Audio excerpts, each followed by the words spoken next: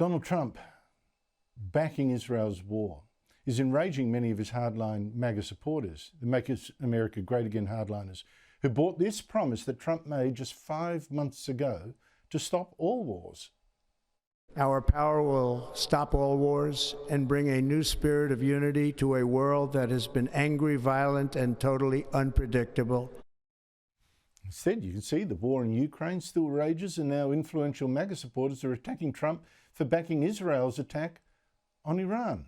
Now, Tucker Carlson, an unhinged pro-Putin toady who campaigned for Trump, posted to his 16 million followers on X that the real divide isn't between people who support Israel and people who support Iran or the Palestinians. The real divide is between those who casually encourage violence and those who seek to prevent it, between warmongers and peacemakers. I am saying this because I'm really afraid that my country's going to be further weakened by this. I think we're going to see the end of American empire. Trump hit back, posting, "Somebody please explain to kooky Tucker Carlson that Iran cannot have a nuclear weapon." And that's after pretending he didn't know what Carlson said. I don't know what Tucker Carlson is saying. Let him go get a television network and say it so that people listen. But one of Trump's fiercest and nuttiest MAGA supporters in the House of Representatives, Marjorie Taylor Greene, has now told her 5 million followers that Carlson is one of my favourite people. And foreign wars, intervention, regime change put America last, kill innocent people, are making us broke, and will ultimately lead to our destruction. That's not kooky. That's what millions of Americans have voted for. Joining me is Sean Spicer, Donald Trump's first White House spokesman. Sean Spicer, great to see you. Donald Trump has cut short his time at the G7 meeting, which means our Prime Minister misses his scheduled meeting tomorrow, their very first. What's changed in his schedule that is ditching the G7 so quickly? Is it impatience with the forum, or is it this war? What is it? Well, everything that I'm made aware of right now, and again, I can't say I've talked to the president or anyone, but my understanding is that it all has to do with what's going on in the Middle East. Obviously, you know, we're on a razor's edge when it comes to Iran and Israel, and there's a lot of lives at stake, a lot of potential peace at stake. So I think that's where the president's attention should be right now, and I have a feeling most of the folks in the G7 are well aware of the current situation, how tenuous it is at best. As you know from public statements that the president's made on social media, he is determined to get a deal. The Iranians, surprisingly, and I'm a little skeptical of this, just to be completely upfront about it. But the Iranians, I think, are very concerned, or at least acting concerned, and want a deal. And I've never seen them beg to get back to the table as much as they have in the past 18 hours or so.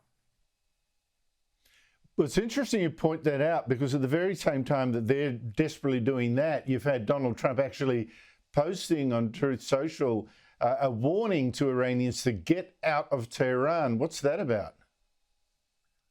Well, look, I mean, one, look, when it comes to Donald Trump, I think you always, the beauty of the way he negotiates is you don't know what's a threat and what's real. And that's what keeps people on edge. And right now, I think, again, this is just open source, but there's a very well-known understanding that if the U.S. supplies Israel with these bunker-busting bombs, and it was pointed out today that that BBB is very different than the big, beautiful bill, but if that happens, it's game over for Iran. They, I think, are fundamentally understand the threat that they face right now. They are one bomb away from this regime being extinguished. And there's a big difference between the leadership of Iran and the people of Iran, who I think largely understand how oppressed they are and would probably welcome regime change. And for those reasons, I think the current, you know, it's funny, I asked somebody today who's going to, you know, something about getting them back to the table. And they said, Sean, just remember the people that are coming to the table this week are not the same people as last week, because those people are dead. And I think that really shows why Iran wants to get back. They recognize that they're not in the situation they were just a few days ago. But this raises a really interesting thing, Sean. Trump has been claiming, well, he campaigned, you know, it's against wars. Wars didn't break out in his first term.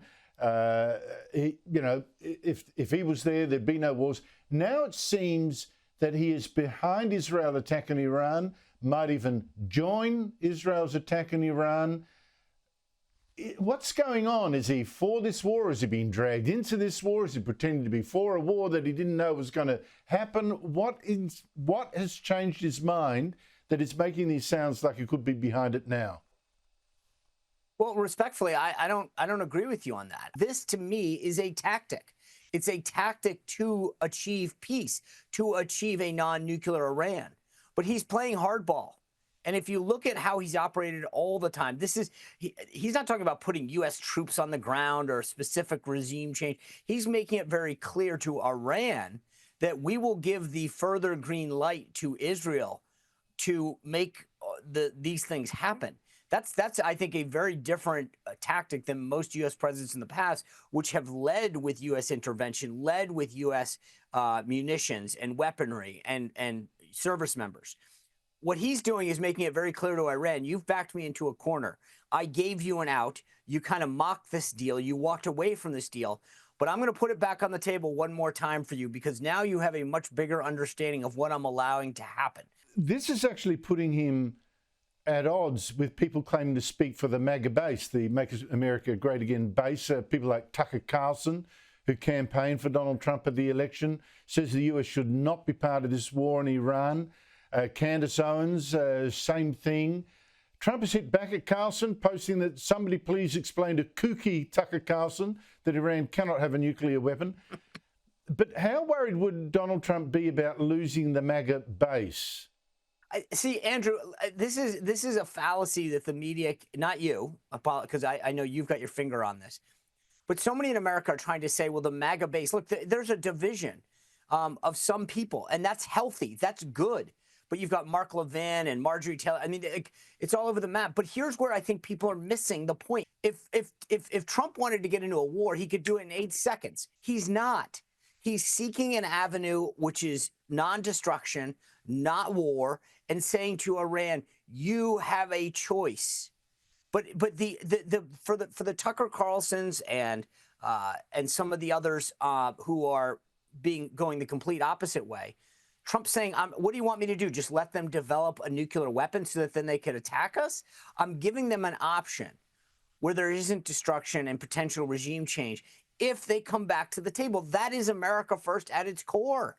Except, of course, it has to be backed by a credible threat of force. And I think... and I think it is. We will be seeing... all the better. And I must say, I thoroughly endorse what he said about Tucker Carlson. The man is a kook. And I'm so glad that it's finally being called out. Sean Spicer, thank you so much. Really appreciate it. Always appreciate your time.